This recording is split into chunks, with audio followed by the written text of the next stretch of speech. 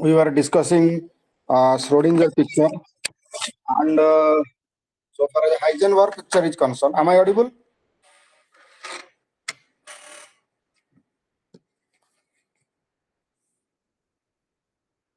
Yes, sir. So far as Heisenberg picture is concerned, let us discuss some concepts. So an ordinary vector, as you know, is completely described by a set of three numbers. A set of three numbers, which are its three components in a basis of your choice.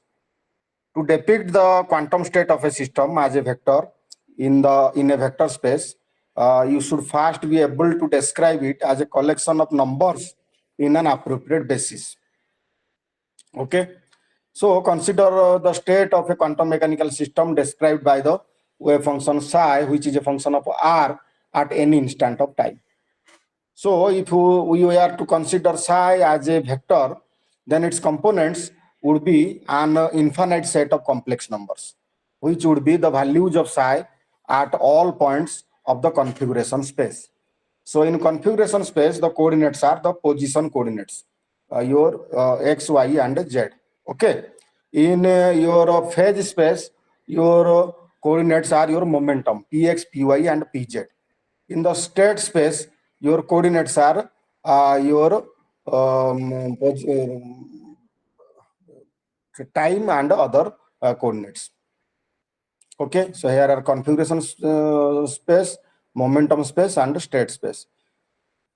So since in quantum mechanics, we mostly am I audible?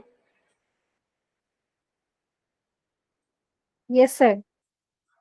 So since quantum mechanics, we mostly deal with functions.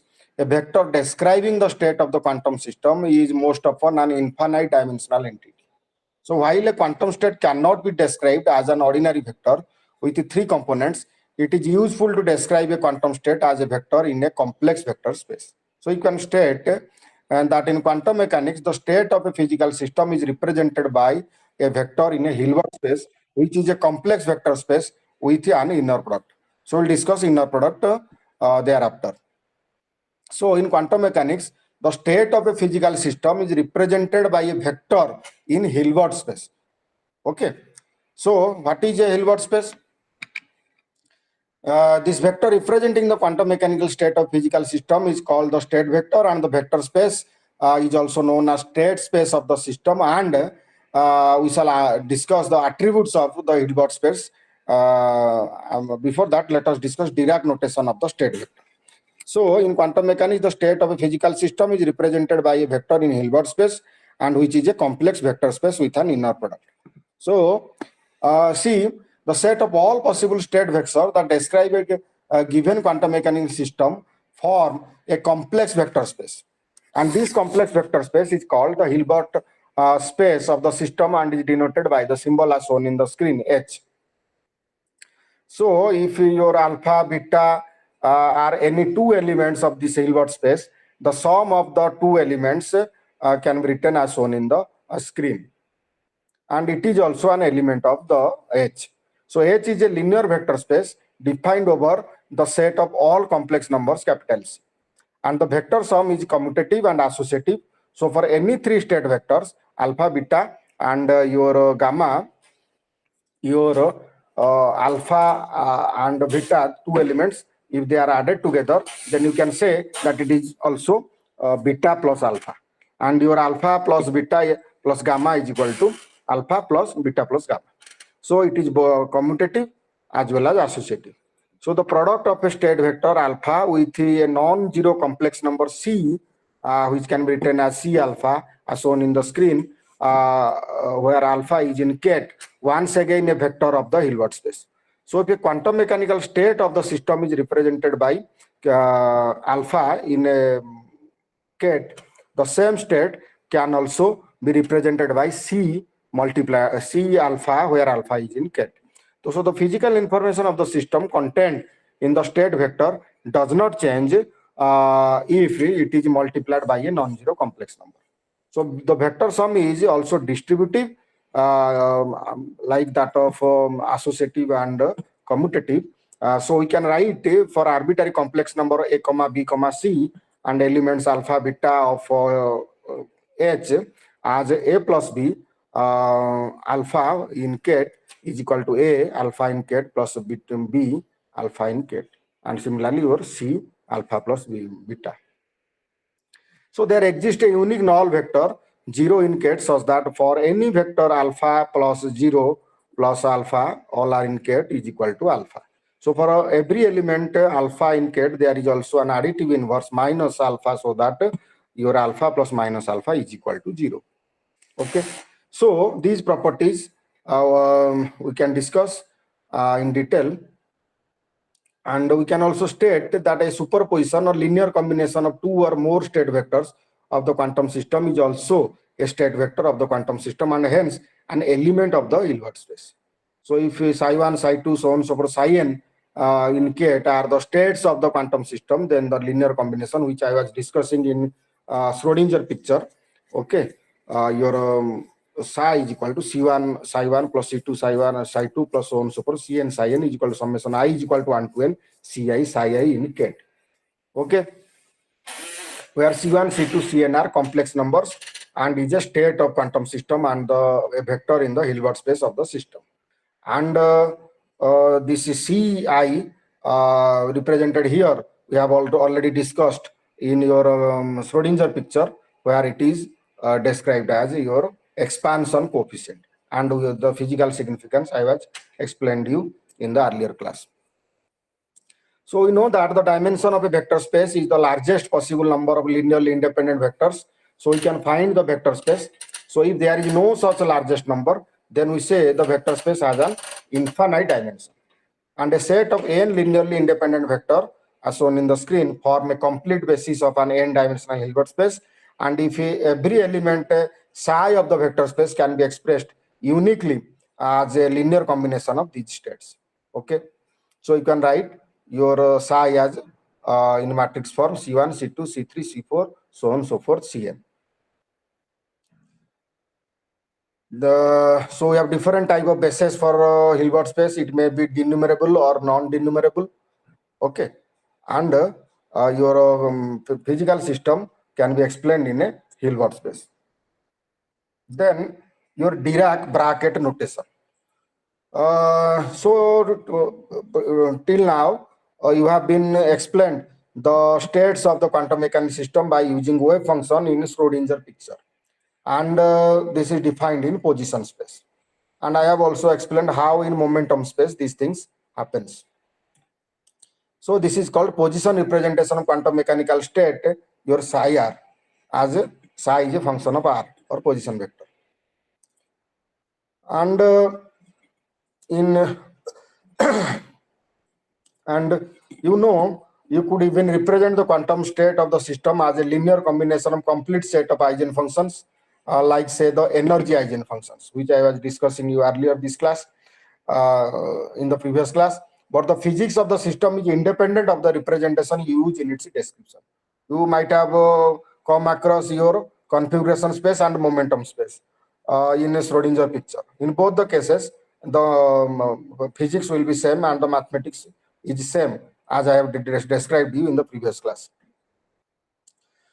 And so I can say that it is independent of the representation. The physics of the system is independent of the representation, and you can use for its description. The quantum mechanical state, irrespective of its representation, is therefore the central entity, and this premise is the foundation of the mathematical formalism we shall study in this class. So your PAM Dirac was the first to introduce a mathematical notation for quantum mechanical state independent of its representation.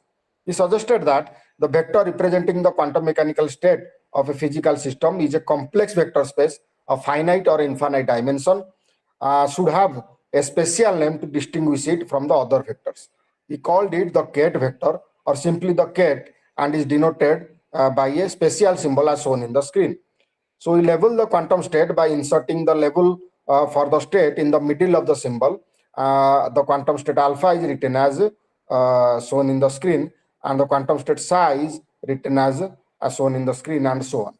So the Ket vector is sometimes referred to as the state vector or just the state. So we can briefly state the properties of this state vector or state, and this is your Kate notation. And another notation given by P.M. Dirac is bra vector. So let us know how define a new type of vector called the bra vector, or simply the bra, which is have the symbol as shown in the screen, and which is the which is the mm, vertical mirror picture of that of a cat vector. So you can see it in the screen in your page number 12 of your course material. So the label for the vector is inserted in the inside the symbol like that of in the cat, and you can have your alpha, beta, and so on in the bra vector as shown in the screen. So and the bra vector for alpha is shown in the screen, and the bra vector for beta is shown in the screen, and so on. And the sum of these two are similar like that of cat operation. And your bra vector, your C alpha is C star alpha, where C is the complex number and C star is the complex conjugate. And the bra and cat vectors of a state vector are the transpose conjugates or the adjoints of each other. So when your psi in cat is a column vector, psi in bra is a row vector. This is the main difference. So your cat is represented by a column vector as shown in the screen, C1, C2, C3, so on and so forth. And bra is represented by a row vector like this. It should be there.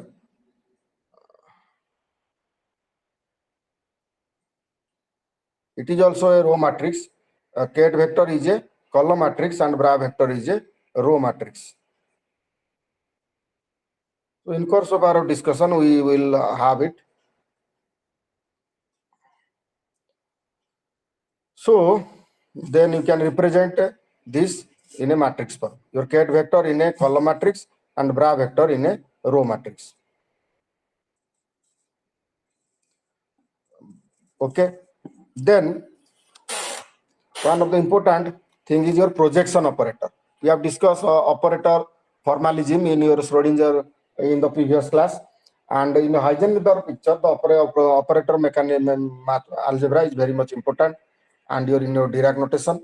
So for any two vectors, your alpha and beta in cat, which are the column matrices of H in a Hilbert space, we define a formal product operator, alpha in cat and beta in bra, and the action of this operator on the arbitrary state is as follows as shown in the screen. Your alpha in cat and beta in bra psi in cat is equal to your bracket in bracket beta psi and your alpha in cat. So the action of the operator on the state is a new state which is parallel to your alpha in cat and has the magnitude which is the inner product beta psi in a bracket.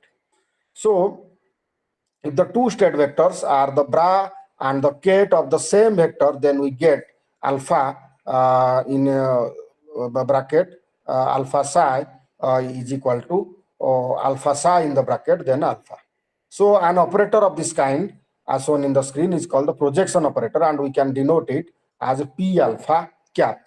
So for a complete set of orthonormal bases, phi 1, phi 2, so on, so forth, phi n in cat, the vector size, that space can be expressed as shown in the screen, that is psi in cat is equal to summation I is equal to 1 to n ci phi I in cat. And the components of the vector can be represented as shown in the screen. Then matrix representation of linear operator. In an n-dimensional Hilbert space with an orthonormal basis, phi 1, phi 2, so on, so forth, phi n, a state vector is represented by a set of n components in that basis, and a linear operator by sets of n square components which form an n cross n matrix. So you can get your psi star in cat is equal to O operator over your psi in cat, and this is equal to summation j is equal to 1 to n cj O cap your phi j. Okay.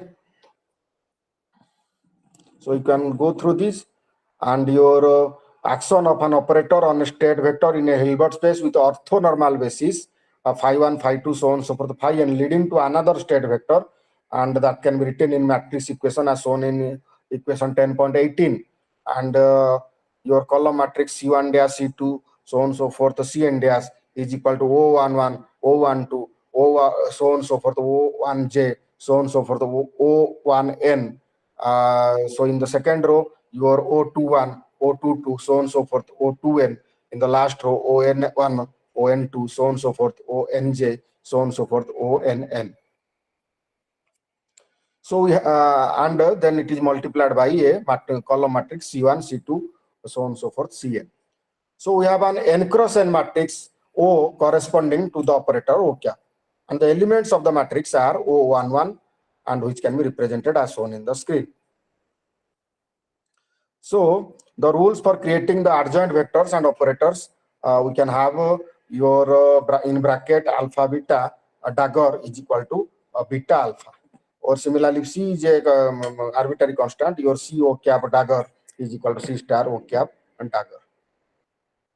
This is the adjoint. Then Hermitian and unitary operator, I have discussed how all the physical observable in quantum mechanics must be a Hermitian, must obey the Hermitian property. So the self-adjoint operator O cap has the following property. O cap's dagger is equal to O cap, and in bounded finite space, a self-adjoint operator is also a Hermitian. So in physics textbooks, your Hermitian is the more commonly used term, and we shall go with the terminology. And your anti-Hermitian operator O cap is defined as O cap dagger is equal to minus O cap. And if something is having anti-Hermitian property, then it never represents a physical observable. Am I audible? Yes, sir.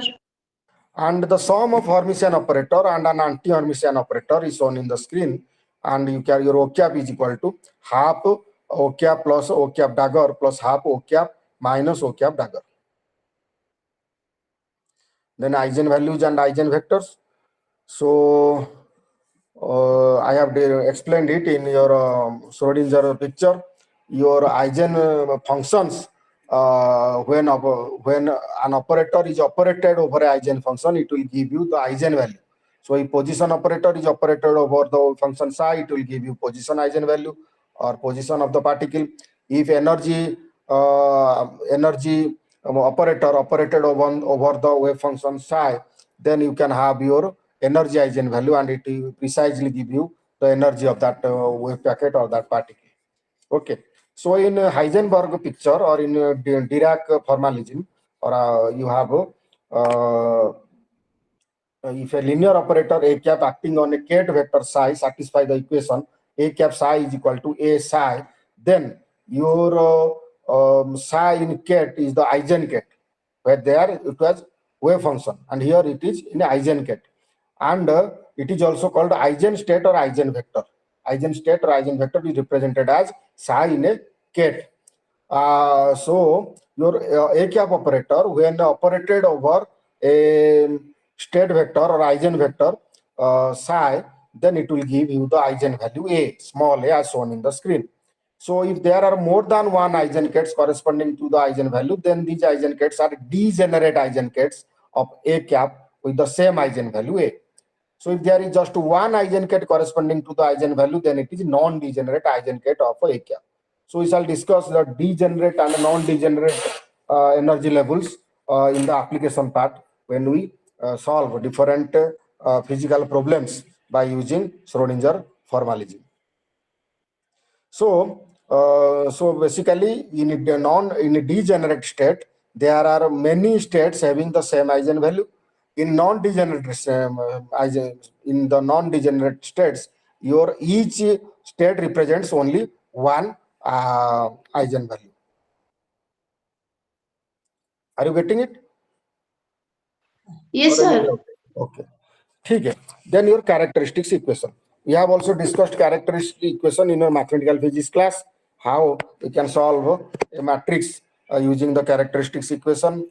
Or so your A cap psi in a ket is equal to your A psi, where A is the eigenvalue. So your A cap psi minus A psi is equal to 0, which is a null vector, null state or null vector, which I was discussing. So A cap minus AI, assuming that the inverse of the operator A cap minus AI exists, the equation gets transformed to psi is equal to A cap minus AI inverse, your null vector 0, multiplied by null vector 0. So determinant A minus AI is equal to 0, which I was discussing in the previous class, how to having the trace of the determinant, trace of the matrix, and you have your solution in the matrix chapter in your mathematical physics class. Then eigenvalues of Hermitian operator, and your omega cap psi n is equal to omega n psi n, where omega n is the eigenvalue, and omega n star is its complex conjugate, and your omega star is equal to omega star dagger, and it's adjoint. Then eigenvector of Hermitian operator. For a Hermitian operator, as you have already very acquainted with, the eigenvector corresponding to distinct eigenvalues are necessarily orthogonal. So this is shown in the screen how it can be proved. Then eigenvectors of commutating operators. I have also expressed you how the operators are being commutating, and how it is not being non-commutating. So if a cap b cap minus b cap a cap is equal to 0, it is commutating. If it is not, then it is non-commutating. So here also you can see in Heisenberg formalism how your b cap psi n is equal to bn psi n, where bn is a number, and how commutation. So eigenvalue and eigenvector of unitary operator. So I have explained you unitary operator in the previous class, Schrodinger formalism, and here you see in the screen how eigenvalue and eigenvector of unitary operators are being described. So unitary operators and transformation of base, how the bases are being transformed given any two arbitrary sets of basic kets, your and psi1, psi2, psi n, which are both orthonormal and completeness theorem I have explained in the previous class. And there exists an operator u cap such that your psi I is equal to u cap xi I, then u cap is a unitary operator. Then infinite dimensional Hilbert space. In an infinite dimensional Hilbert space, we have a non-denumerable basis, which we have defined earlier. The basis states will be represented by a continuous variable from minus infinite to infinite. So you have to first understand what is meant by an infinite dimensional vector with the example as shown in the screen. And let us consider a continuous function fx is equal to x square defined between the points 0 to x. Let us now say that we divide the interval from 0 to x into 10 equal parts, then calculate the function at these 10 points. So you can have your discrete approximation, and your xi in row column matrix 0 0 so on and so forth 1 0. So you can define all the properties of 10 dimensional vector space. You can define an inner product for any two functions of this vector space as shown in the screen. So this is the description, and your orthonormality can be expressed as omega I, omega j in bracket is equal to del ij, your a and a cap in bracket is equal to del a minus a dash. So chronicle delta is replaced with Dirac delta function. And your completeness, you can write your summation I in ket omega I and in bra omega I, then it is nothing but I cap, and your state vector can be expressed as psi in a ket is equal to integration d a in a in ket, then in bracket a psi. And your probability interpretation, which is proposed by Max Born, and I have explained you in the previous class, you can have your summation I in a ket in a bracket omega I psi square is equal to 1. And you have already well acquainted with, if the way it is not normalized, the way function is normalized, then how can you normalize it and find out the norms? And you have the, in a normalized wave function, your probability is 1, or it is the finding the particle at that region is 100%.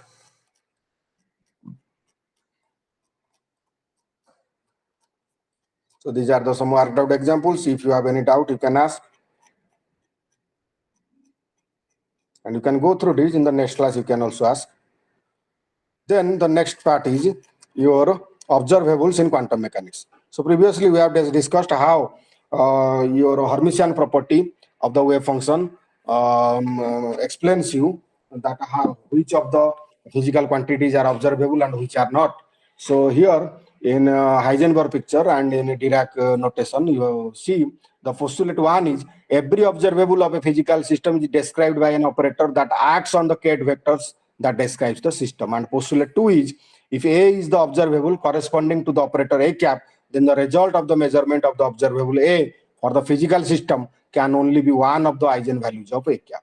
So they mean mathematical form, the postulate one can be written as A cap psi is equal to small a psi in ket, where A is the eigenvalue of the operator. And the postulate two can be explained like this. So if your phi 1, phi 2, so on, so for the phi n are the sets of eigenvectors of Hermitian operator A cap with eigenvalues, your A1, A2, so on, so forth, an respectively, the result of a measurement A has to be one of these eigenvalues, A1, A2, so on, so forth, n. So if the system is in the state phi I, the outcome of the measurement would be AI. And the reverse is also true. If the outcome of the measurement is AI, then the system should be in eigenstate phi I.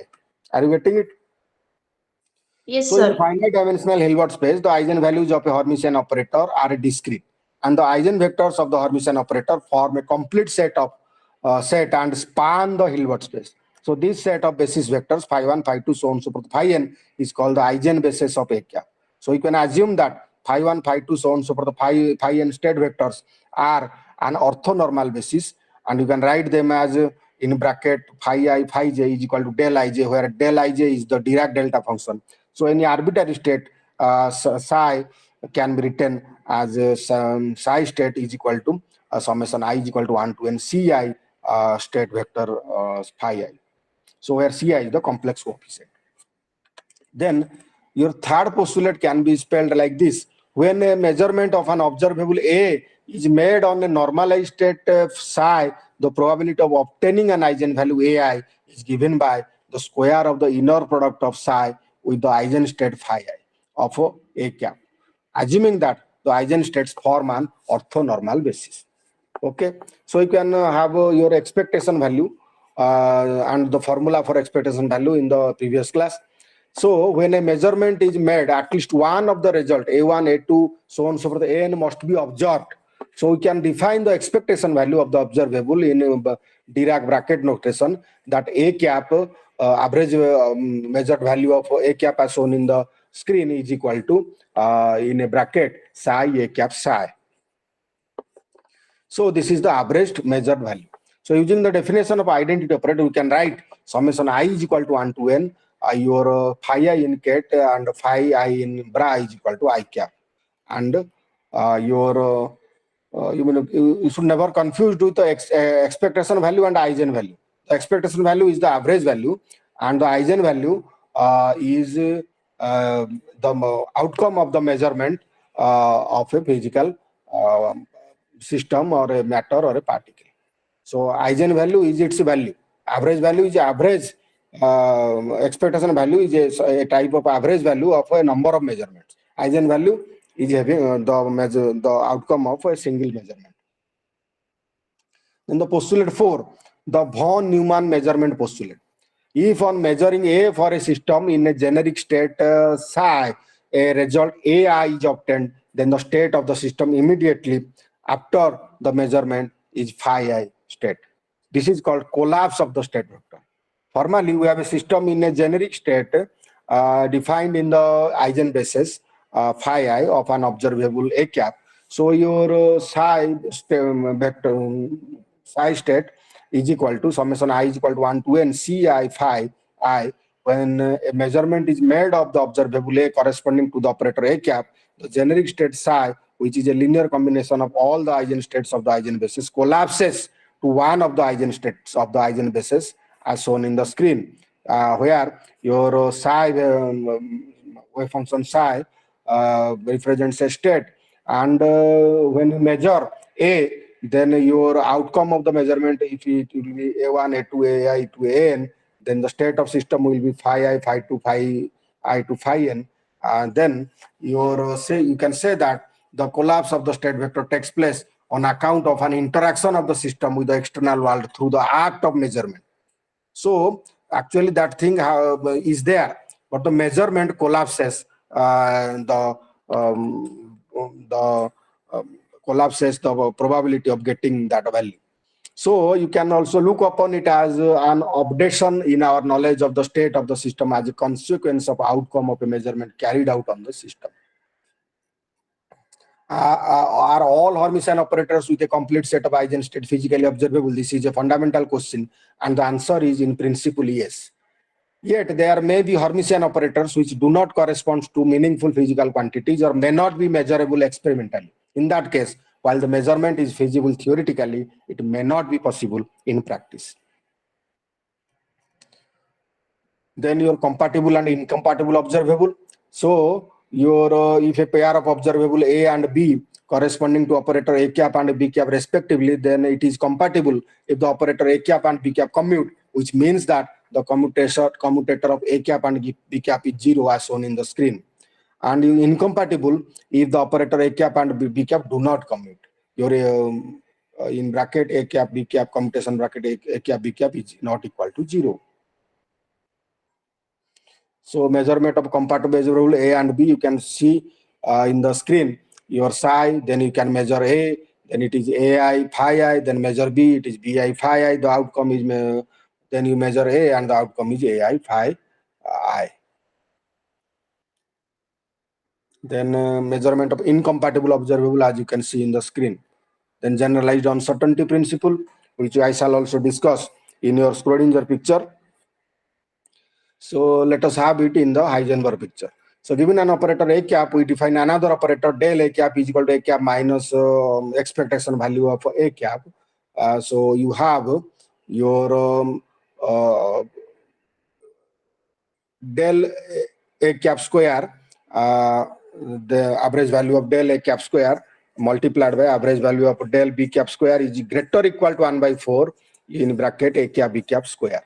So if the state in question is eigenstate of the vector A, then your del A cap square is not equal to 0. That is, the dispersion is finite. And two Hermitian operators, A cap, B cap, and as I have explained you to now, must satisfy the inequality, that is del A cap square, the expectation value of del A cap square multiplied by expectation value of del B cap square is greater or equal to 1 by 4. You're in bracket, commutation bracket, A cap, B cap square. So this can be stated like this. You can write that del A del B is greater or equal to half in commutation bracket A cap, B cap. So product of the mean square deviation of any pair of Hermitian operators is expressed like this. And for any two compatible observables A and B, your del A multiplied by del B is greater or equal to 0 as shown in the screen. And therefore A and B can be simultaneously be measured with arbitrary precision. There is no restriction on the accuracy of simultaneous measurement. So if we for two incompatible observables A and B, del A del B del A multiplied by del B must always be greater than or equal to a positive definite quantity. So inherently there is a limit to accuracy with which A and B can be simultaneously measured. Thus, every pair of incompatible observables, we have a Heisenberg-like uncertainty principle. So the canonical conjugate variables are incompatible observables. So your incompatible observables are position and momentum. Incompatible observables are energy and time, so on and so forth. And you can not measure with precision and accuracy both the parameters or both the object, both the value, both the observables simultaneously. Okay. Then your quantum dynamics, and I have also explained how IH cross del by del T psi is equal to H cap psi, where H cap is the Hamiltonian operator. There it was a differential equation, here it is in a Kate notation. Then your Schrodinger picture I have already discussed. Let us now recapitulate. So if the Hamiltonian operator of the system does not have an explicit time independence, which also means that operator S cap and P cap do not have a time dependence either, and only the state vectors are evolving with time. This is called Schrodinger picture of quantum dynamics. And you have a time evolution operator as shown in the screen. And you have your expectation value as I have explained you earlier. In the Heisenberg picture, in this picture, we do not study the time evolution of state vector, but rather we look at the time evolution of the operators, which represent the physical observable of the system. And this is in bracket notation devised by P.M. Dirac. So this reflects the idea that the evolution of the system with time, what is actually observed in experiment is how the different observables along with time. So the operators in this picture are assumed to evolve with time according to the rule H cap is equal to U dagger U cap dagger A cap U cap. So Heisenberg equation of motion can be written like this, that del A cap by del T H is equal to U cap plus del U cap dagger multiplied by del A cap by del T U cap. So two pictures are equivalent in quantum mechanics. Then Heisenberg equation for simple harmonic oscillator, you can have it H cap is equal to P cap square by twice m plus half m omega squared X cap square. And using the commutation relation, you can have it and you can solve it and you can have your P cap, which is a function of T, is equal to P cap, which is a function of P cap T is equal to P cap 0 cos omega T minus m omega X cap 0 sin omega T. So you can mathematically, we can choose to solve Schrodinger equation in any basis and they would all be equivalent. However, since Hamiltonian of the system is typically a function of X and P, we could opt for either X basis in which X cap is diagonal or the P basis in which P cap is diagonal. So the next part of our discussion is simple harmonic oscillator problem. So you can solve simple harmonic oscillator problem by this Heisenberg picture, and we can discuss it after we shall discuss it by Schrodinger using Schrodinger mechanism, Schrodinger wave equation.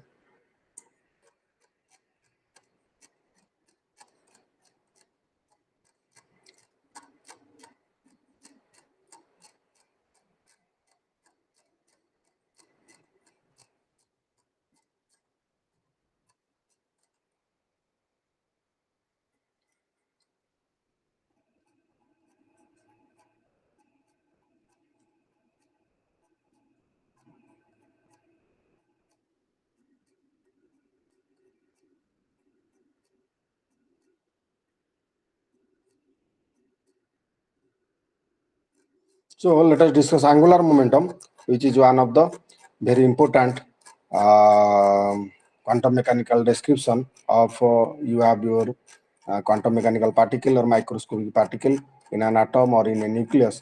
So the angular momentum is very one of the very important properties of all the microscopic particles.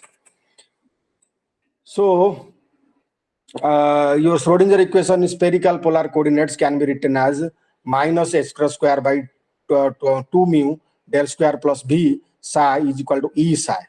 So the Laplacian in spherical polar coordinates can be written as del square is equal to 1 by r square del by del r square del by del r plus 1 by r square sin theta del by del theta sin theta del by del theta plus 1 by r square sin square theta del square by del phi square.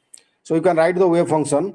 Separation of variable, I have already told you in mathematical mechanics, mathematical physics classes, your separation of variable method. So you can have the variable separation of psi. You can have your r dependent to one r and capital R and theta and phi dependence to your y. So your psi can be written as r dot y, where r is a function of small r or position, and y is a function of theta and phi, the angular part. So defining the operator L cap through the familiar relation L is equal to r cross p. Your angular momentum, you know, is the cross product of position vector and the momentum vector, linear momentum vector. So L can be written as r cross p. So your rp sine omega sine r dot p. You write this in your classical mechanics classes. So your L is equal to r cross p. So the expression for angular momentum operator L cap square and Lz cap can be written as shown in the screen. So your L cap square can be written as minus h cross square 1 by sine theta del by del theta sine theta del by del theta plus 1 by sine square theta del square by del phi square. And the z component of angular momentum can be written as Lz cap is equal to minus h cross del by del phi. So you can have your L cap square commutes with the Hamiltonian, and this can be written as shown in the screen. And the operator Lz cap commute with the L cap square. So actually, Lx cap and Ly cap also commute with your L cap square, your in commutator bracket Lx cap, L square cap is equal to 0. But your Lx cap, Ly cap, and Lz cap do not commute along themselves. Your Lx cap, comma Ly cap in a commutation bracket will give you non-zero result. IH cross L cap Y.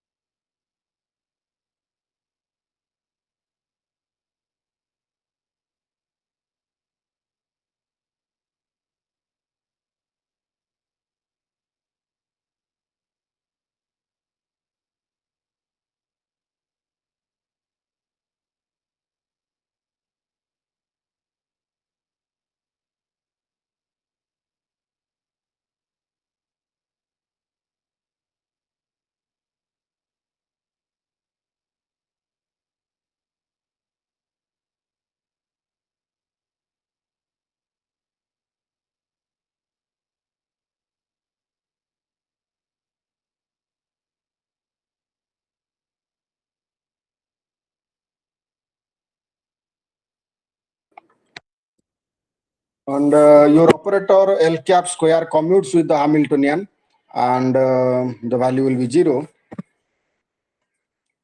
The commutation relation, if you see, L cap square H cap is equal to 0. And the eigenfunction was determined by psi NL ML, which is a function of r theta phi is equal to r NL r y L ML theta phi. So your H cap psi is equal to En RNL Y L ML, where r is a function of small r position, or y is a function of theta and phi. So without explicitly defining the operators in coordinate basis, you can have your raising and lowering operator. You can see that L subscript plus cap is equal to Lx cap plus I Ly cap, and lowering operator you can have your L minus cap is equal to Lx cap minus I Ly cap. So you can see the commutation relation between Lz cap and L raising operator, that is L plus cap is equal to H cross L plus cap. Your Lz cap commutation relation of Lz cap L minus cap lowering operator is equal to minus H cross L minus cap. Similarly, your L plus cap and L minus cap, the commutation relation between raising operator and lowering operator will be 2H cross Lz cap, and your L cap square and L plus cap commutation relation will give you 0. So also your L cap square and L minus cap. So you can write L cap square is equal to Lz cap square plus half L plus cap L minus cap plus L minus cap L plus cap. Your eigenvalues of L cap square and Lz cap can be derived as shown in the screen. And these are some worked out examples which you can go through. Then your angular momentum operator J cap. So the derivation of the eigenvalues L cap square and Lz cap or J cap square and JZ cap, JZ cap. So you have only invoked the commutation relations of the angular momentum. So your L vector is equal to R vector cross P vector. So you can write Lz cap is equal to IH cross del by del phi, and your J cap is equal to L cap plus S cap.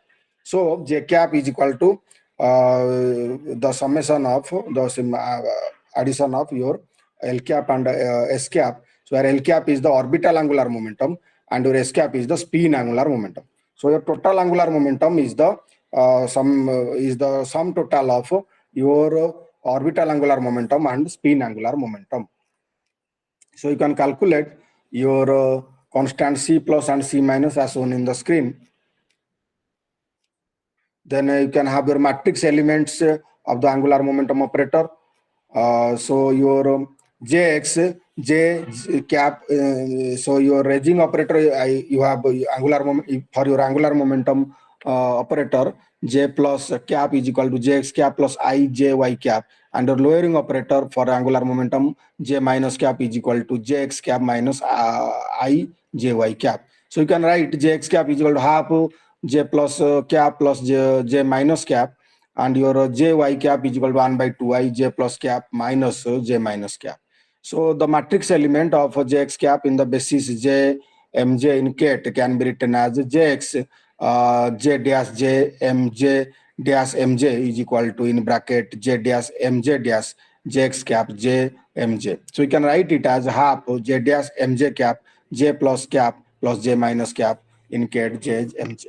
So using the results, you can have your Jx J dash J Mj dash Mj is equal to H cross by 2 J minus Mj multiplied by J plus Mj plus 1 to the power half del J dash J del Mj dash Mj plus 1 plus H cross square by 2 J plus Mj into J minus Mj plus 1 to the power half del J dash J del Mj dash Mj minus 1. So you can determine Jy in the same way. So your matrix element for J is equal to half. So for J is equal to half, your J square is equal to 3 by 4 H cross square in a matrix 1 0 0 1, and this can be derived as shown in the screen. This is similarly your matrix element for J Z cap is equal to H cross by 2 multiplied by in the matrix 1 0 0 minus 1. So the derivation is shown in the screen. You can go through it, and if you have any doubt, you can ask. Then eigenfunction of the angular momentum operator. So you know Lx cap is equal to IH cross sin phi del by del theta plus cos phi cot theta del by del phi. Similarly, Ly cap is equal to IH cross minus cos phi del by del theta plus sin phi cot theta del by del theta del by del phi.